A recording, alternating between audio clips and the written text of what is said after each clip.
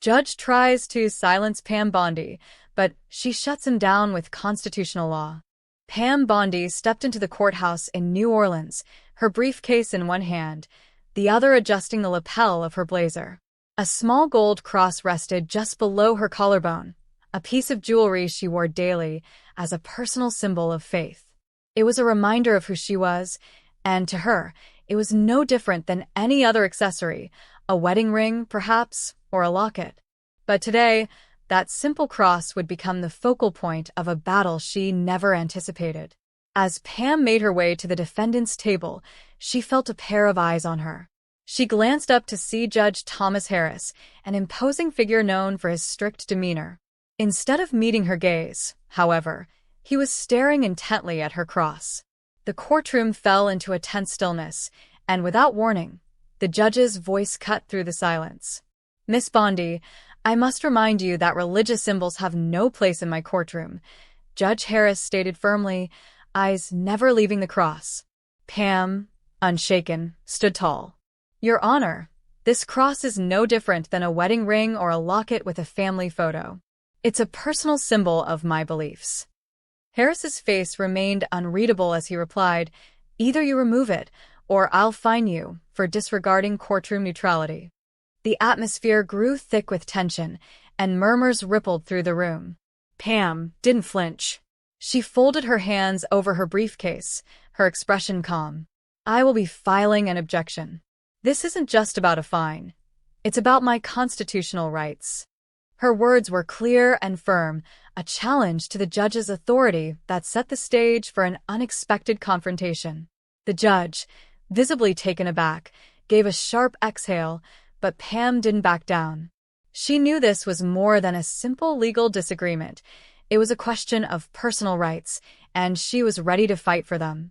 Judge Harris, now clearly irritated, raised an eyebrow, as though dismissing her argument. "You're a lawyer, Miss Bondi, not a constitutional scholar. This hearing is about a business dispute, not your personal grievances." Pam didn't flinch. She was well aware of the context, but this wasn't just about a business contract. It was about the principles that guided her profession, her country, and her beliefs. "I'm aware, Your Honor. But I also know that the First Amendment doesn't take a recess for personal opinions," she responded, her voice steady but unwavering. She wasn't here to discuss a minor dispute. This was about standing up for something greater than herself. The room fell silent as Pam began to dismantle the judge's reasoning, one legal precedent at a time. "Let's break this down legally, shall we?" she said, her tone firm. She reached into her briefcase and pulled out a single sheet of paper, placing it in front of her.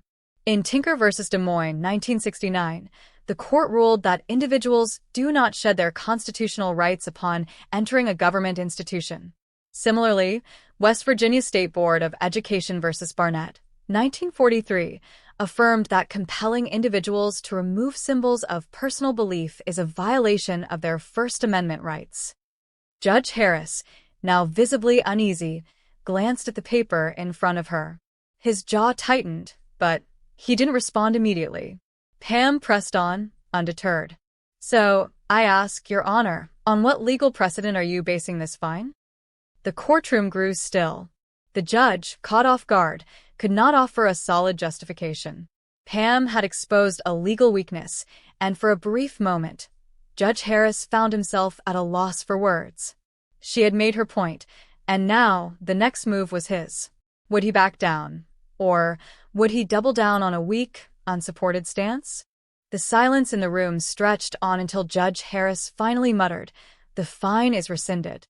The words hung in the air, almost anticlimactic after the intense battle that had just unfolded.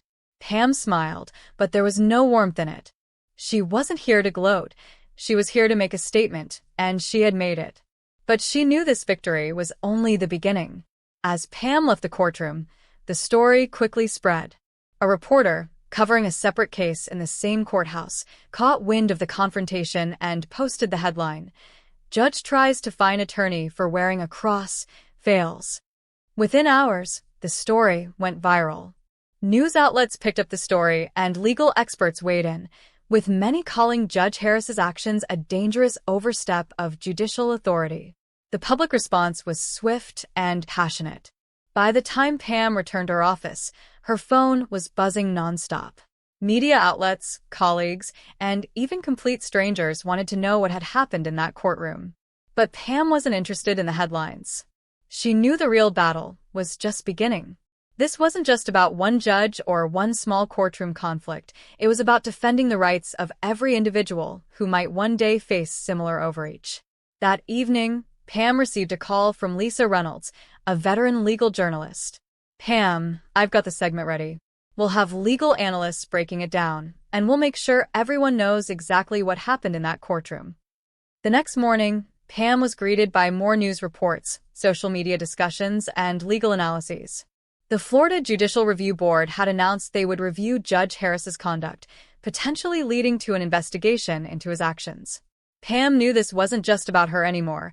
It was about every lawyer, every defendant, and every citizen who might be affected by unchecked judicial power. And as the press conference aired, with Judge Harris fumbling through his defense, Pam knew one thing for sure. She had not only won in court, but she had sent a message.